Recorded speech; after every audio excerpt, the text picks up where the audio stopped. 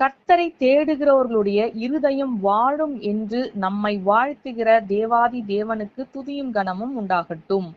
இந்த நாளுக்கான ஆதார வசனங்கள் ஜெபிக்க உபாகமம் 13ஆம் அதிகாரம் 4ஆம் வசனம்.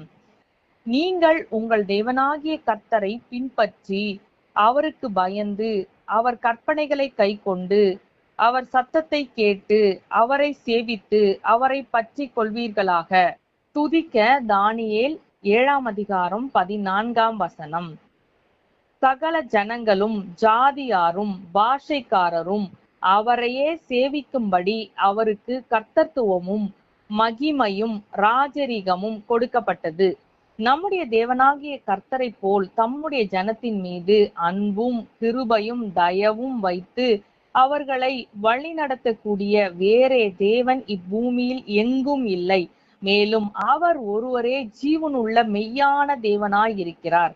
ஆகவே நாம் அவரை பின்பற்றி அவரையே சேவிக்க கடவோம் என்று வேதம் நமக்கு கட்டளை கொடுத்திருக்கிறது. அந்த கட்டளையை நாம் மாத்திரமல்ல, நம்முடைய குடும்பத்தாரும் விசேஷமாய் நம்மை சூழ்ந்திருக்கிறவர்களும் பின்பற்ற வேண்டும் என்றும் கைக்கொள்ள வேண்டும் என்றும் அந்த பாரத்தோடு இந்த நாளில் நாம் ஜெபிக்கலாம். நம்முடைய தேசத்தில் இதுவரைக்கும் கர்த்தரை அறியாத ஜனங்கள் கர்த்தரை அறியும்படிக்கு அவர் கிருபை செய்ய வேண்டும் என்றும் அவரை அறிவிக்கக்கூடிய ஒரு கூட்ட மக்களை தேசத்திலே கர்த்தர் எழுப்பி அவர்களை வல்லமையாய் பயன்படுத்த வேண்டும் என்றும் இந்த நாளில் பாரப்பட்டு ஜெபிக்கலாம். நாம் நம்முடைய கர்த்தராகிய தேவனை அறிந்து அவரை பின்பற்றுகிறபடியால் ஆசீர்வதிக்கப்பட்டிருக்கிறோம், ரட்சிக்கப்பட்டிருக்கிறோம், அவரிடத்திலிருந்து அநேக நன்மைகளை பெற்றிருக்கிறோம். அதற்கு மேலாக நித்திய ஜீவனையும் பெறுவோம் என்ற நிச்சயமும் நமக்கு இருக்கிறது.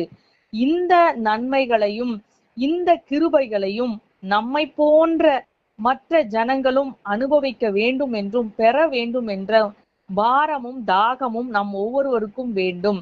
ஆகவே இந்த நாளில் கர்த்தர் நம்மை ஆத்ம பாரத்தினால் நிரப்ப வேண்டும் என்றும் தேசத்திலே அழிந்து போகிற ஜனங்களுக்காக நாம் திறப்பிலே நின்று ஜெபிக்க கர்த்தர் நம்மை தம்முடைய ஆவியினால் நிரப்பி தம்முடைய இருதயத்தின் பாரத்தை நமக்குள்ளே வைக்க வேண்டும் என்றும் நாம் ஜெபிக்க வேண்டும். நம்முடைய ஜெபங்கள் சுயநலத்தின் ஜெபமாய் இராமல் கர்த்தருடைய பாரத்தை அறிந்து அவருடைய சித்தத்தை நிறைவேற்றக்கூடிய ஜெபங்களாய் நம்முடைய ஜெபங்கள் இருக்கும்படிக்கு இந்த நாளில் நம்முடைய உள்ளத்தை நாம் ஒப்பு கொடுக்கலாம். வேதாகமம் மொழியாக்கப்படாத மொழிகளில் எல்லாம் மொழியாக்கப்படக்கூடிய வேலை துரிதமாய் நடக்க வேண்டும் என்றும் நாம் இந்த நாளில் பாரப்பட்டு ஜெபிக்கலாம்.